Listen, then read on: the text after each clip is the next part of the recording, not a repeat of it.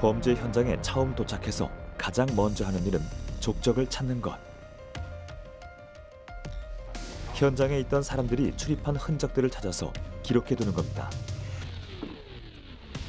이때 한 가지 주의할 것이 있는데요.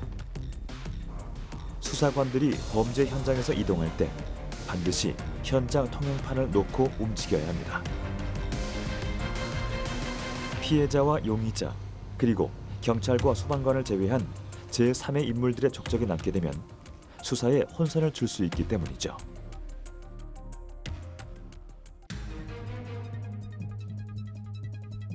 이제 현장에 남아있는 증거물들을 과학적으로 분석해 용의자에 대한 단서를 추리해야 할 시간인데요. 이때 가장 결정적 힌트가 되는 것은 바로 피해자의 혈흔이라고 하죠. 혈흔의 크기와 높이, 그리고 방향성 등을 체크한 후 그 증거에 맞게 과학적 추론을 해나감으로써 퍼즐을 맞추듯 당시 정황을 파악해 나가는 겁니다.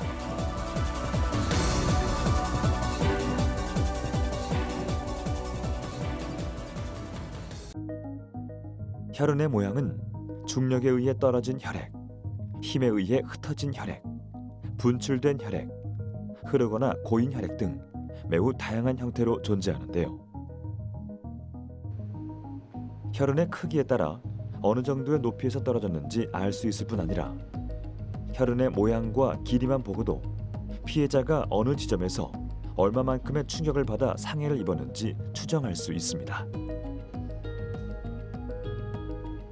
또한 혈흔이 일정한 방향성을 가질 경우 그 사람이 어느 쪽으로 이동했는지 판단할 수 있습니다.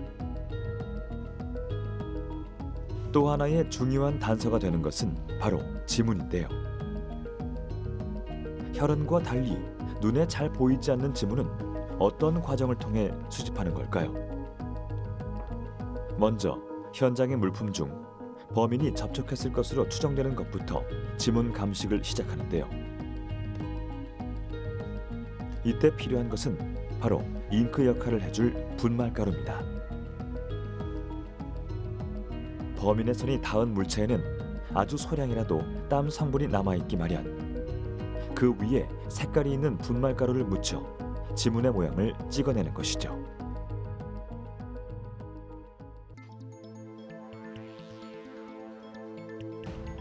범인이 접촉했을 가능성이 큰 물품 중 부피가 작은 것들은 실험실로 직접 가져와 정밀 분석에 들어가는데요. 지구상에 존재하는 모든 사람은 저마다 다른 지문을 갖고 있기 때문에 지문 채취만 제대로 이루어져도 쉽게 범인을 잡을 수 있다고 하죠. 이때 전체 지문이 아닌 3분의 1가량의 형태만 알아내도 범인을 추적하는 데 중요한 힌트가 될 수 있습니다.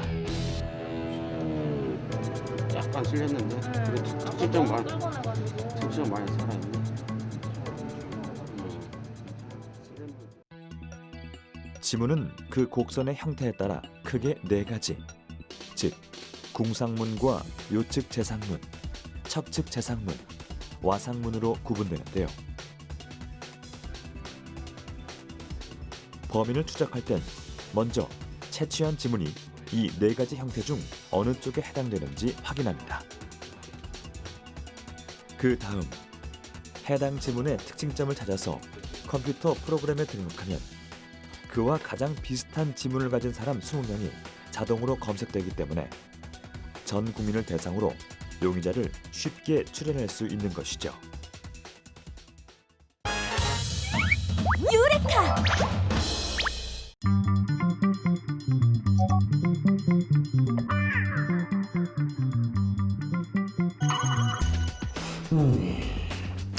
우유로 깨진 접시를 붙일 수 있다는 소문 확인해보기 위해서 재료를 준비했습니다.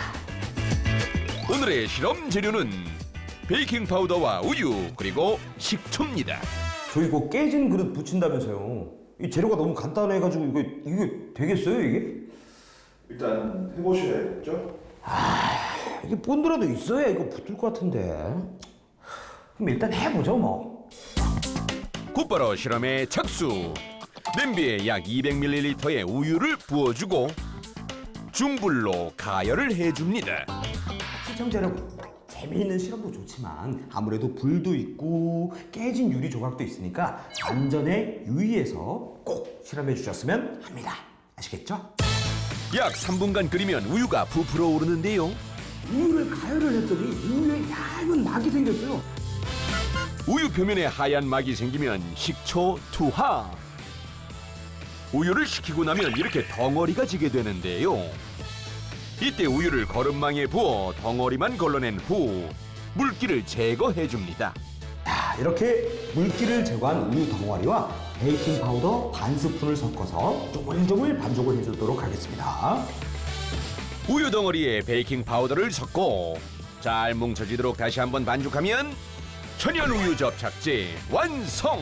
그럼 본격적으로 우유 접착제로 깨진 그릇을 복구해 보도록 하겠습니다.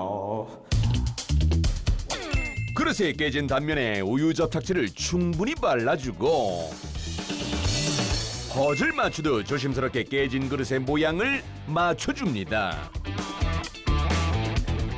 그리고 확실한 실험 결과를 위해 바람이 잘 통하는 창가에서 24시간 건조를 시켜주는데요. 자, 하루가 지났는데요. 과연 접시가 잘 붙었을지 확인해 보도록 하겠습니다.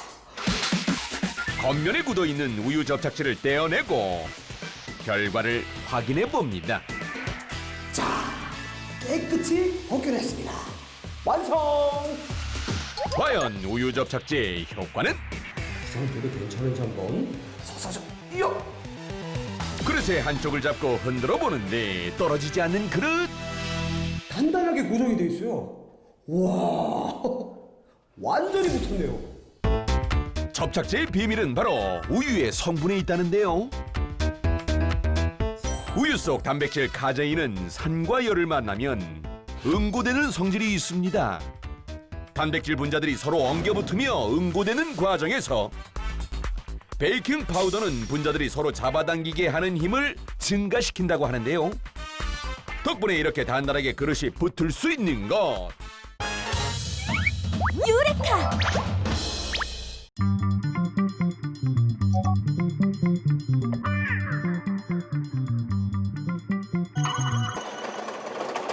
다양한 원소들이 섞인 원광석 안에서 필요한 물질만 분리하는 선별 기술이 전호석 박사팀의 핵심 기술인데요. 먼저 기계를 사용해 원광석을 작은 크기로 부수는 과정을 여러 차례 반복해 줍니다. 이것들은 이제 분쇄 매체라고 해서 아까 이제 보신 그런 광물 입자가 스스로 부딪혀서 깨지는 것은 매우 드물기 때문에 이제 이런 그 분쇄 매체를 사용해서 이 안에 넣고 이제 회전을 시키면은 뭐 압축력이나 이제 전단력 뭐 그런 것들이 이제 메커니즘이 돼서 이 입자가 더 작아지게 되는 겁니다. 원광석에서 필요한 원료를 추출해낼 때 가장 중요한 건 바로 입자의 굵기, 아주 가는 몰의 크기로 만듭니다. 다 만들어졌어? 네, 이 정도 사이즈면 부선. 괜찮을 것 같아요. 네네. 오케이. 한번 해보자고. 네, 알겠습니다. 우리가 만약에 여기에 금이라든가 텅센이 있다고 했을 때 이게 전체가 금이 텅센이 아니고 요 안에 아주 작은 입자로 이렇게 존재하고 있기 때문에 이 작은 입자들이 바깥으로 나올 수 있도록 저희들이 파쇄를 하고 분쇄를 해서 아주 작은 입자로 만들어줘야지만 그래야지만 선별을 할 수가 있는 거예요. 회중석에서 텅스텐을 분리하는 작업이 시작됐습니다. 우리가 병원에 가면 증상에 따라 처방이 바뀌는 것처럼 광물도 갖고 있는 특징에 따라 가장 효과적으로 분리될 수 있도록 선별 방법과 시약을 처방하는데요. 텅스텐은 잘 뜰 수 있도록 하게 되는 거고요. 텅스텐 이외의 다른 광물들은 뜨지 못하게끔 저희들이 가라앉히게끔 하는 그런 시약을 저희들이 자체적으로 찾고 개발해가지고 이렇게 사용하는 겁니다. 텅스텐에 반응하도록 맞춤 처방된 시약은 기포와 만나 텅스텐 물질만을 물 위로 띄우게 됩니다. 이 과정을 반복하면 불순물이 깨끗하게 걸러져 텅스텐의 순도가 더욱 높아진다네요.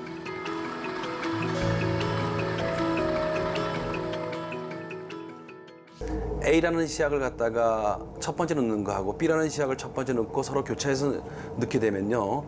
전혀 효과가 안 나타날 때도 많습니다. 그래서 시약을 넣는 순서서부터 양이라든가 온도라든가 교반이라든가 이런 모든 환경이 다 맞아야지만 좋은 결과를 나타낼 수가 있거든요. 다양한 시행착오와 연구를 지속한 끝에 전 박사는 경제성과 효율성을 모두 갖춘 텅스텐 선별 기술을 개발했습니다.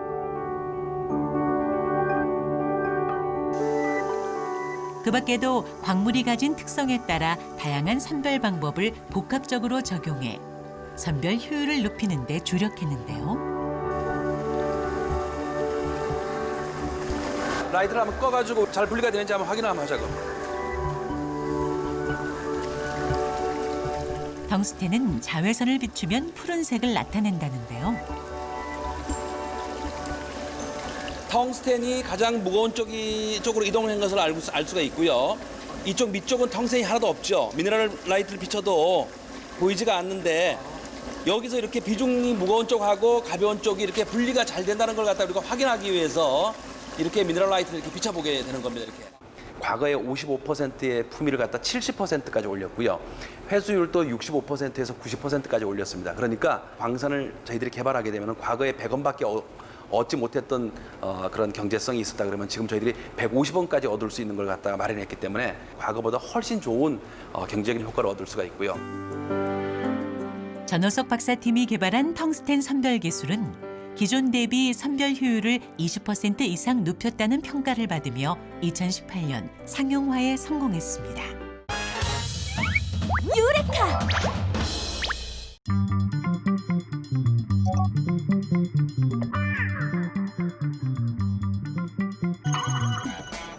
오.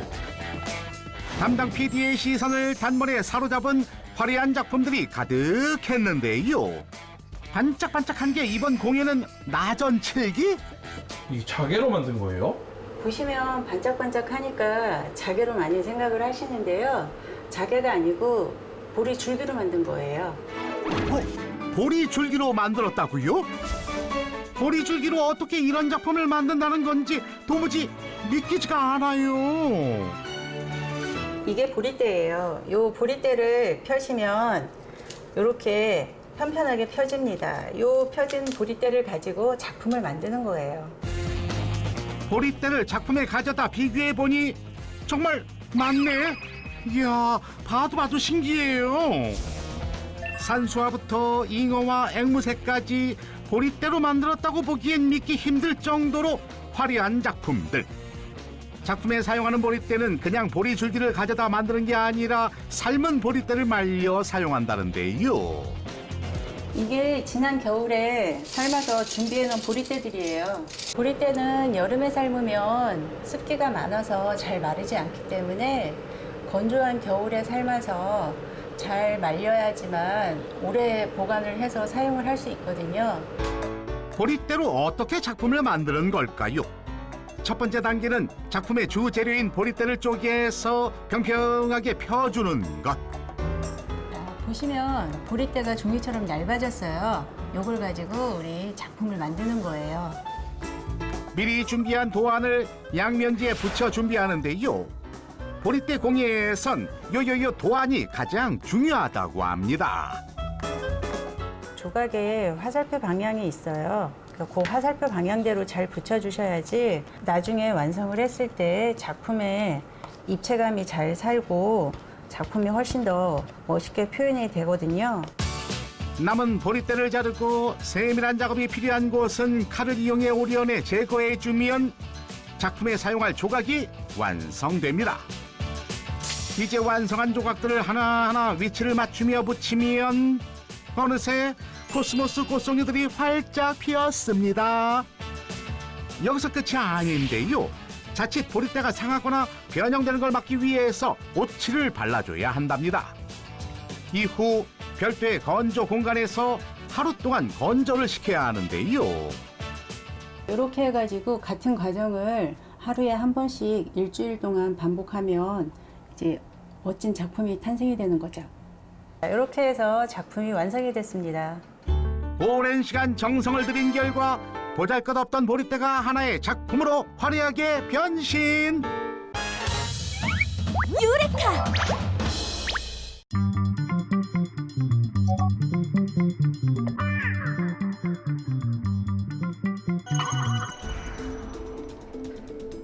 속옷에 남아있는 정액을 통해 DNA를 감식하는 원리는 간단합니다.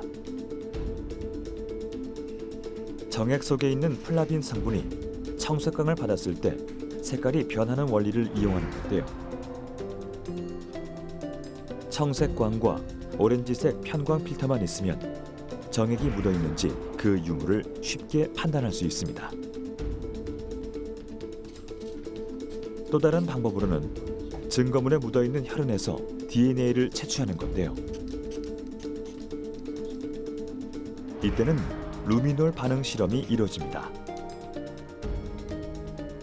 이 루미놀은 적혈구 속 헤모글로빈의 철 성분과 만났을 때 산화되어 청색광을 내는 것이 특징. 화면에 보이는 것처럼 세포 단위의 미세한 혈흔까지 쉽게 발견할 수 있어 그 속의 DNA를 채취할 수 있습니다. 그런데 현장에서 발견한 DNA의 양이 너무 적을 경우 이를 감식해내기가 쉽지 않은데요. 이럴 땐 PCR, 즉 중합 효소 연쇄 반응을 거칩니다. PCR 검사는 특정 영역의 DNA를 수시간에 20만에서 50만 배로 증폭해 유전자 감식이 가능하도록 그 양을 충분히 늘려주는 것이죠. 한마디로 PCR 검사를 통해 아주 미량인 DNA 시료만 가지고도 그 개체가 사람인지 아닌지 또 남성인지 아닌지를 명확히 확인할 수 있다는 건데요. 이처럼 DNA 감식 기술은 점점 민감도가 높아지고 있을 뿐 아니라 분석 시간 역시 짧아지고 있습니다. 최근엔 DNA 감식 기술의 발전과 더불어 범죄자들의 DNA를 체계적으로 관리할 수 있게 되면서 현재 일어나는 사건뿐 아니라 각종 미제 사건들도 해결할 수 있는 발판이 마련됐는데요. 앞으로는 목격자 진술이 아닌 DNA를 통해 범인의 몽타주를 그리는 기술 등 유전자 감식만으로도 특정 용의자를 추적할 수 있는 길이 열릴 것으로 기대되고 있습니다. 이처럼 다양한 과학 수사의 기법들은 범죄 현장 속 증거물들을 바탕으로 범인을 추적해내는 데 널리 쓰여왔는데요. 최근엔 그 범위가 더욱 넓어지고 있습니다. 우리들 일상 속에서 건강이나 안전에 위협이 되는 모든 요소들을 예방하고 차단하는 추적의 기술로 진화하고 있는 것이죠. 유레카!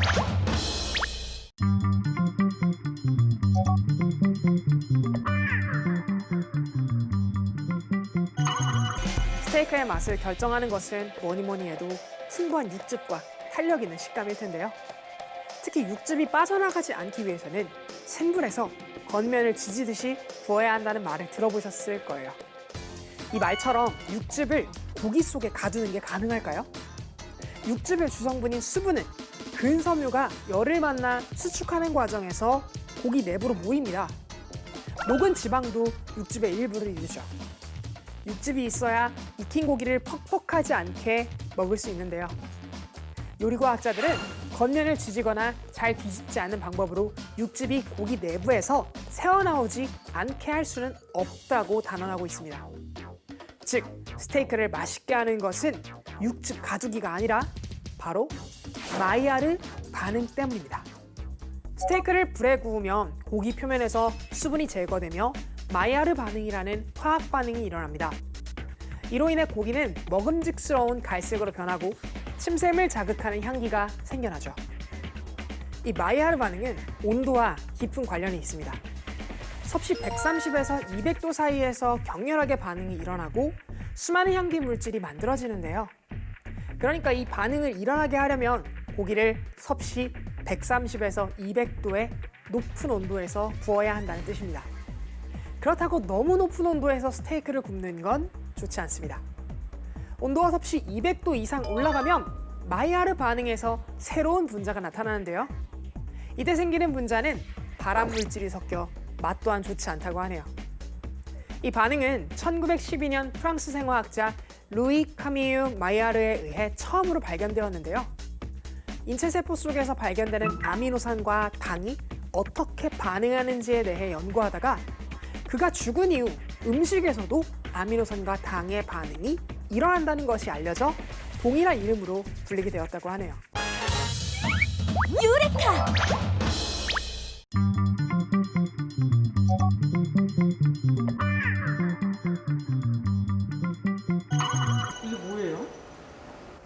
요건 지금 저희들이 자동차에, 전기 자동차에 쓰는 지금 리튬 전지입니다, 이게. 우리가 이걸 재활용할 수 있는 기술을 갖다 저희들이 지금 개발을 하고 있습니다. 어마어마한 배터리 크기와 무게만큼 재활용으로 얻을 수 있는 에너지 저장 물질도 많아집니다.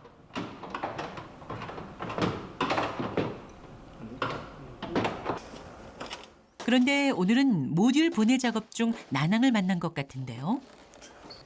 안 돼. 천성이 이걸 해야 돼. 봐봐.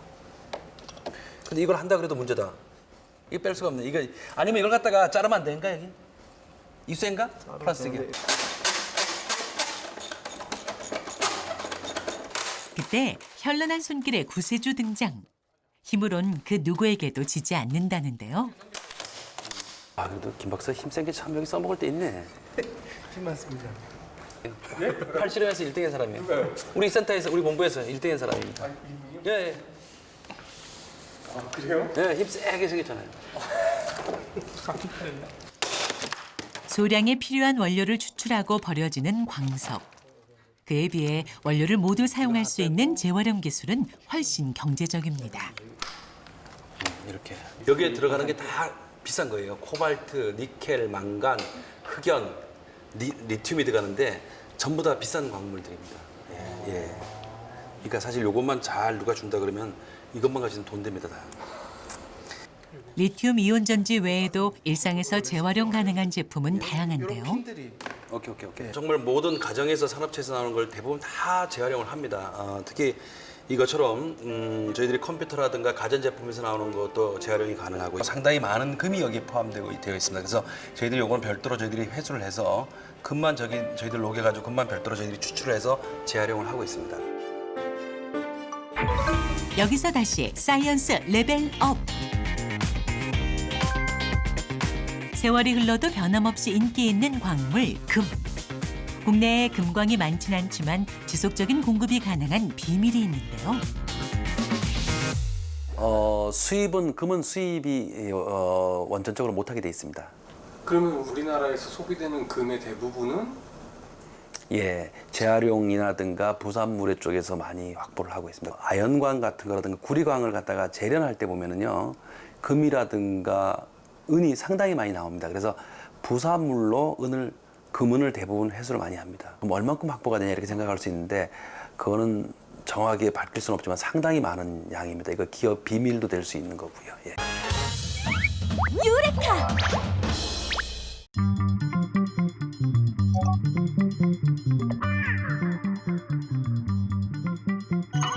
실례하겠습니다. 예, 안녕하세요. 지금 여기는 뭘 만드는 곳인가요?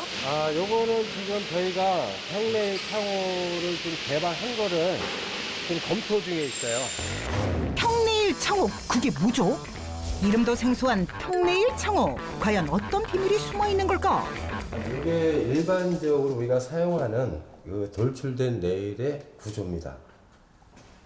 이 배수구멍에서 그 바람이나 벌레가 침투할 수가 있고요. 창문틀이 레일 위를 지나가기 때문에 남는 공간으로 유해 물질이 끼기 쉽고 위생적이지 않은 것이 단점인 일반 창호. 청소 시에도 불편한데. 우리가 이제 개발한 평내일 창호를 보여드리도록 할게요. 이 창호를 이렇게 바닥을 보시면은 이게 좀 평평합니다. 정말 바닥이 신기할 정도로 평평하다. 평내일 창호엔 어떤 장점이 있을까? 이 창호의 장점은 기밀과 수밀을 향상시킨 거예요. 그래서 바닥에서 평평함으로써 그 돌출된 레일 배수구멍에 들어오는 그 바람이라든지 벌레를 막기 위해서 평평하게 개발을 하였고. 그런데 바퀴도 레일도 없어 보이는데 어떻게 움직이는 걸까? 비밀은 바로 창문을 떼어낸 후에 발견할 수 있었다. 매립된 지지대. 이 레일 지지대 위에 문짝이 얹혀서 움직이는 겁니다. 이 평레일 창호는 이 지지대를 별도로 문과 분리를 시켜서 지지대 커버 안쪽에 로라를 이렇게 넣어서 이중 레일로 움직이게 만든 겁니다. 일반 창호와 평레일 창호의 단면을 비교해 보았다. 일반 창호의 경우 창틀에 레일이 달려 있어 구조적으로 홈이 생길 수밖에 없는데, 그래서 외부 물질 차단에 약하다고. 반면 평레일 창호는 벽틀 안쪽으로 레일이 달려 있어 뜨는 공간이 없는 구조로 설계되어 외부 유해 물질도 차단하고 열 손실을 막는 것도 용이하다고. 그렇다면 기술자의 평레일 창호는 어떻게 만들어지고 있을까? 이거는 지금 알루미늄하고 그 PVC를 결합해서 이제 복합 창호 프레임을 만드는 과정입니다. 열에 의한 변형과 풍압, 화재 등이 강한 알루미늄, 그리고 단열성과 기밀성이 좋은 PVC. 두 소재의 장점을 결합해서 기술자가 개발한 복합 창호. 그 복합 창호의 이제 장점은 단열성 향상과 결로를 좀 방지하기 위해서 이렇게 제품을 개발하게 된 겁니다. 일반 PVC 창호는 해풍과 염분, 각종 유해가스, 산성비 등에 취약하다는 단점이 있었는데, 이 알루미늄과 이 PVC를 결합을 해서 럴링을 한 거예요. 럴링을 한 이유는 이 열에 의해 수축 팽창에 의해서 이 이탈되지 않게 하기 위해서 이렇게 럴링 작업을 하는 겁니다. 이렇게 복합 창호 프레임이 만들어지면 창문 틀과 벽 틀의 규격에 맞게 절단해주고 끼워 맞추면 접착제를 하나도 사용하지 않은 평레일 창호가 완성된다. 이와 같은 독자 기술 개발을 통해 현재 국내 특허 약 120개를 보유. 이 밖에 해외 진출을 위한 해외 특허도 취득하여 해외 특허는 18개국에 80여 개 정도가 특허 출원 및 등록이 되어 있다고.